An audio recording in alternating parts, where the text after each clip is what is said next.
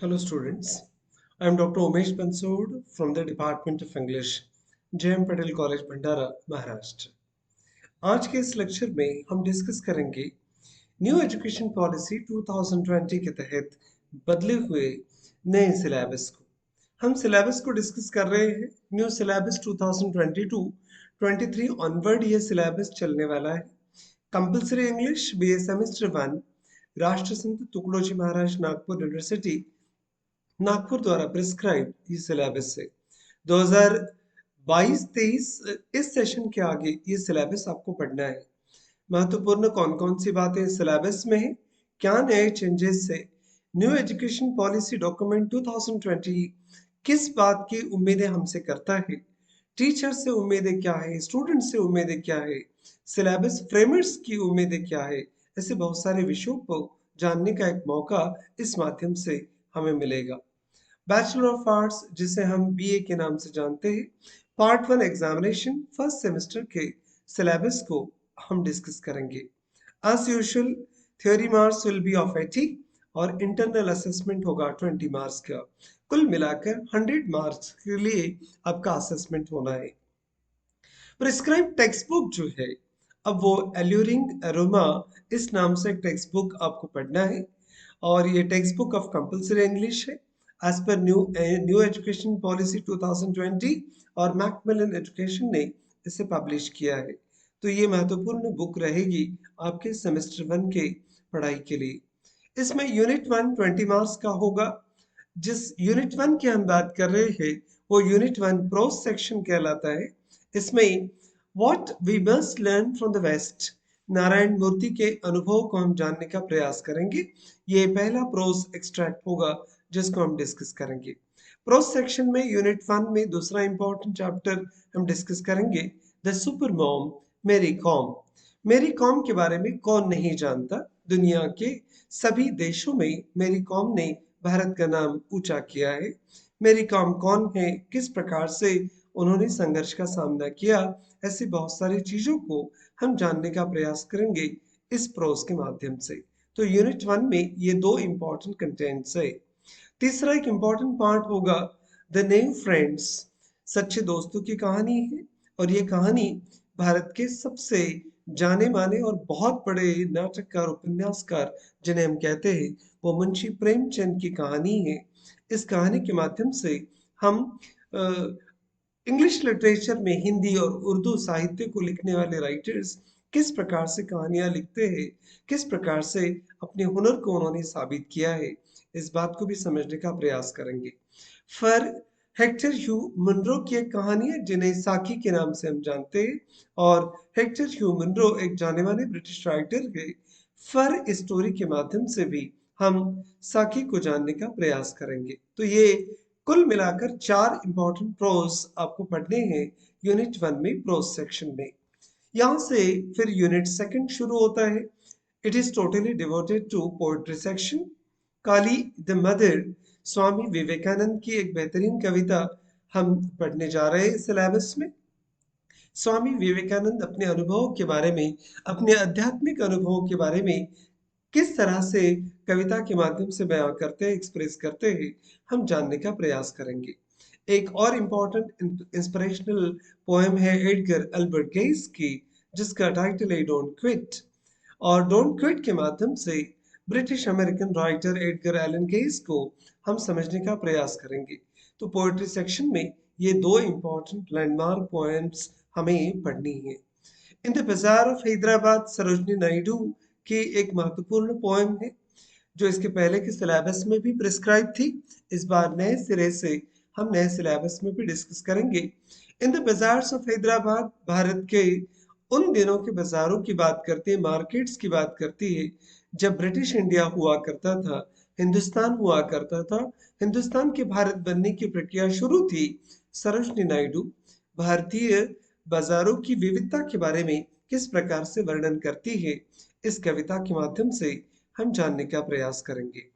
And one more important poem walk by moonlight Henry Derozio की एक महत्वपूर्ण कविता को भी हम इस सिलेबस में पढ़ने जा रहे हैं। ये walk by moonlight important poem है क्योंकि भारत में जब इंग्लिश राइटिंग की शुरुआत हुई थी। एंग्लो इंडियन राइटर्स ने पहली बार भारत में लिखना शुरू किया था। उस पहली बैच के राइटर्स में हेनरी डेरिसियो को गिना जाता है। तो वॉक बाय मूनलाइट इस कविता के माध्यम से हेनरी डेरिसियो क्या बताना चाहते हैं, हम इस कविता के माध्यम से जानने का प्रयास करेंगे। यूनिट 3 राइटिंग स्किल्स के ऊपर फोकस्ड है। न्यू एजुकेशन पॉलिसी स्किल्स की बात करती है, तो राइटिंग स्किल्स पे यहाँ पर जोर देकर इस यूनिट को इंट्रोड्यूस किया गया है। इसमें बिजनेस कम्युनिकेशन पार्ट वन आपको सीखना है। इसमें जॉब एप्लीकेशंस कैसे बनाते हैं, रिज्यूमे कैसे बनाते हैं, रिज्यूम में करिकुलम विटे में और बायोडेटा में क्या फर्क है, और इनविटेशन फॉर्मल और इनफॉर्मल राइटिंग्स में लेटर राइटिंग में कैसे हमें लिखना है, कंप्लेंट लेटर्स कैसे बनाने हैं, ऐसे बहुत सारी चीजों को हम राइटिंग स्किल के माध्यम से थर्ड यूनिट में डिस्कस करेंगे। एक बी सेक्शन भी है यूनिट 3 में, जिसको skill based on the prescribe text book कहा गया है। टेक्स्ट बुक में जितने भी प्रोज पोएम्स हम पढ़ने वाले हैं, उसमें जो जो अलग अलग स्किल्स है उनको डेवलप करने की बात हम इस यूनिट के माध्यम से करेंगे। यूनिट 4 लैंग्वेज स्टडी की दृष्टि से इंपॉर्टेंट है। ग्रामर पे फोकस करने वाला ये यूनिट है। पार्ट्स ऑफ स्पीच को हम समझेंगे, कौन कौन से 8 अलग अलग पार्ट्स ऑफ स्पीच है and what is their importance in a study. And parts of speech के साथ में आर्टिकल्स को हम डिस्कस करेंगे। और इसमें बी जो पार्ट होता है उसमें वोकेबुलरी बिल्डिंग, इसमें सिनोनिम्स, एंटोनिम्स और होमोनिम्स की बात करेंगे। आर्टिकल्स हो, सिनोनिम्स हो या एंटोनिम्स हो या होमोनिम्स हो, सिलेबस की दृष्टि से इंपॉर्टेंट तो है ही, पर कॉम्पिटिटिव एग्जाम में भी इन तीनों चारों एक्सरसाइजेस का बहुत इंपॉर्टेंट अहम रोल होता है। इसलिए हम इसे भी समझने का प्रयास करेंगे कि किस प्रकार से हम इसे बखूबी समझ सकते हैं और किस प्रकार से हम इन चीजों को समझने का प्रयास करके एग्जामिनेशन में बेहतर तरीके से हम इसे सॉल्व कर सकते हैं। इंटरनल असेसमेंट एक इंपॉर्टेंट पार्ट होगा, जिसमें picture comprehension, students will be shown a picture and will be asked to explain it in 200 words.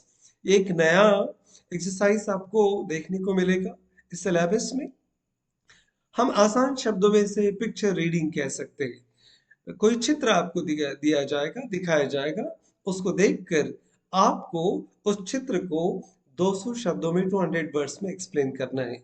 तो राइटिंग स्किल्स में बहुत नई नई चीजें अभी सिलेबस में क्लब कर दी गई है। क्वेश्चन पेपर का पैटर्न भी कुछ समझ लीजिए कि न्यू एजुकेशन पॉलिसी में इस क्वेश्चन पैटर्न को कैसे इम्बाइब किया गया है।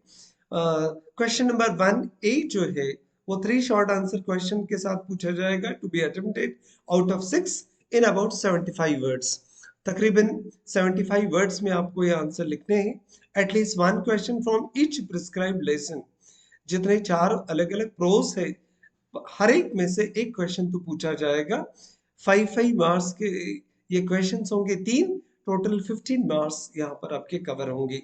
क्वेश्चन नंबर 1B जो है वो 5 मल्टीपल चॉइस एमसीक्यूज क्वेश्चंस रहेंगे। वो यूनिट 1 प्रोज सेक्शन के ऊपर होंगे। 5 questions carrying 1 single mark each, total 5 marks का क्वेश्चन होगा। क्वेश्चन नंबर 2 इसी प्रकार के एक ढांचे में बना हुआ है। 3 शॉर्ट आंसर क्वेश्चंस आपको लिखने हैं, 5 मार्क्स के होंगे, 75 वर्ड्स में आपको लिखना है। पर क्वेश्चन नंबर 2 ये प्रिस्क्राइब पोएम्स के ऊपर होगा। जो 4 अलग अलग पोएम्स हमें पढ़नी है उसी पर आधारित ये क्वेश्चंस आएंगे। और इस पर जो पार्ट बी है वो 5 multiple choice questions on unit second poetry section होगा। और इसमें भी एक एक मार्क्स के 5 क्वेश्चन पूछे जाएंगे। कुल 5 मार्क्स का ये क्वेश्चन होगा। तो 20 मार्क्स का क्वेश्चन नंबर 1 ए और बी, और क्वेश्चन नंबर 2 20 मार्क्स का अगेन ए और बी। ऐसे 2 क्वेश्चंस शुरुआत में पूछे जाएंगे। क्वेश्चन नंबर 3A होगा, इसमें 1 क्वेश्चन आउट ऑफ 2, 2 में से एक क्वेश्चन अटेम्प्ट करना है आपको एग्जाम में, यूनिट 3 पर होगा और 10 मार्क्स इस पर कवर होंगे। क्वेश्चन 3B में 1 question out of 2 to be attempted on unit 3B, इसमें 10 मार्क्स आपको मिलेंगे। तो क्वेश्चन 3A और B दोनों इंपॉर्टेंट है। Question number 4 on Unit 4 grammatical portion है. To attempt 10 questions out of 15, 15 में से कोई भी 10 क्वेश्चन आपको सॉल्व करने हैं based on prescribe language studies. जो एंटोनिम्स, सिनोनिम्स, होमोनिम्स वगैरह आपको प्रिस्क्राइब किए गए हैं, तो 10 कुल मिलाकर 2 मार्क्स के क्वेश्चन होंगे, 20 मार्क्स कवर होंगे. इस प्रकार से ये पूरा सिलेबस का ढांचा रहने वाला है. इंटरनल असेसमेंट एक इम्पॉर्टेंट पार्ट होने वाला है. जब आप पूछेंगे कि नई एजुकेशन पॉलिसी में नया क्या पूछा गया है, तो इंटरनल असेसमेंट में topics prescribe from the internal assessment will carry 10 marks. 10 marks का इंटरनल असेसमेंट होगा, टोटल 20 मार्क्स होते हैं. Besides this, students shall have to submit a home assignment on which viva voce shall be conducted. It shall carry 5 marks. viva voce के ऊपर, assignment के ऊपर, assessment के ऊपर 10 मार्क्स होंगे.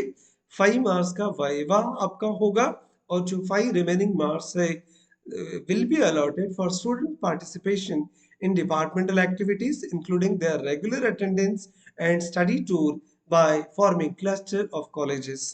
बहुत सारे कॉलेजेस के ग्रुप बनाए जाएंगे और क्लस्टर ऑफ कॉलेजेस मिलकर जो अलग अलग एक्टिविटीज होंगी उसमें आपको पार्टिसिपेट करना है.